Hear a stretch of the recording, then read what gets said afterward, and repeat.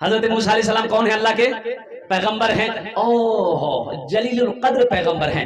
اوہ اللہ اکبر۔ حضرت موسیٰ علیہ السلام نے اللہ سے پوچھا یا اللہ جنت میں میرا ساتھی کون بنے گا؟ جنت میں میرا ساتھی کون بنے گا؟ کون بنے گا؟ تو میرے اللہ نے کہا کہ موسیٰ تیرا ساتھی جنت میں ایک کسائی ہوگا۔ موسیٰ علیہ السلام کو بتایا کہ یا اللہ تو نے مجھے پیغمبر بنایا اور جنت میں میرا ساتھی ایک کسائی ہوگا۔ کہا کہ یا اللہ وہ کون کسائی ہے؟ میں اس سے ملنا چاہتا ہوں۔ میرے اللہ نے کہا کہ فلاں بستی چلا جا، وہیں پر ایک بازار ہے، اسی بازار میں ایک کونے میں اس کی دکان ہے۔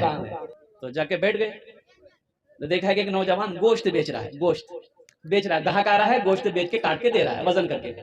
تو موسیٰ علیہ السلام بیٹھے رہے اور شام ہو گئی اور وہ نوجوان اتنا گوشت بچ گیا، جھولا میں رکھا، سارا سامان لیا، دکان کا شٹر بند کیا اور وہ جانے لگا۔ تو موسیٰ علیہ السلام نے کہا کہ بابو تیرا گھر کہاں ہے؟ بولا کہ او محلے میں ہے۔ کہا کہ کیا تو مجھے اپنا مہمان بنا سکتا ہے؟ میں تیرے گھر رکنا چاہتا ہوں۔ کہا کہ الحمدللہ، چلیے بہت خوشی کی بات۔ وہ نوجوان نہیں پہچانتا تھا کہ یہ اللہ کے پیغمبر موسیٰ علیہ السلام ہے۔ موسیٰ علیہ السلام اس نوجوان کے پیچھے چلے۔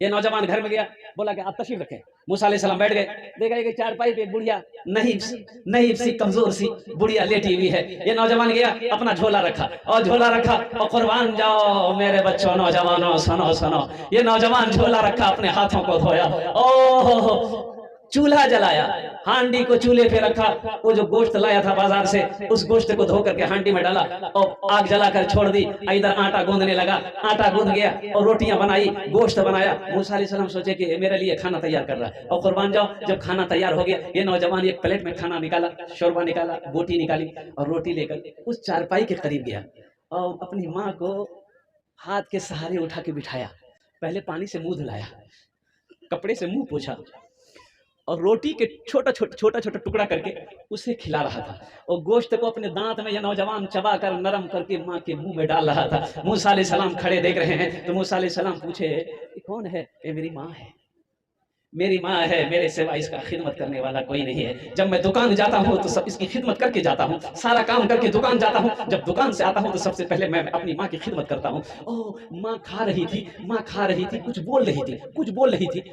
تو موسیٰ علیہ السلام نے کہا کہ تمہاری ماں کیا بول رہی ہے؟ بولا کہ کیا بولیں، یہ تو عمر ہو گئی ہے نا، کچھ نہ کچھ بولتی رہتی ہے۔ کیا بول رہی ہے آخر، بول کیا رہی ہے؟ تو نوجوان کہنے لگا یہ میری ماں ہے، میں ان کی خدمت کرتا ہوں نا، یہ دعا کرتی ہے کہ یا اللہ میں اپنے بیٹے سے راضی ہوں، یا اللہ تو اسے اپنے پیغمبر موسیٰ کا ساتھی بنا دے۔